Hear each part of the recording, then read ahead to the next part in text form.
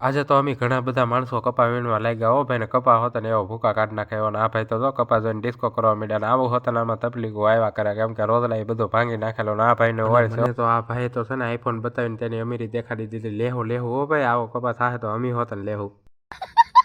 વાડી વિસ્તારમાં તો ગમે તે એમ જ થાય આખો દીનો લાઇટ કાપ મૂકી દે મારે એરે હોત ને એવું જ થયું હું તો ચાર્જર લઈને ગયો ને આખો દીનો લાઇટ કાપ નીકળો साला ये दुख का खत्म नहीं होता बे।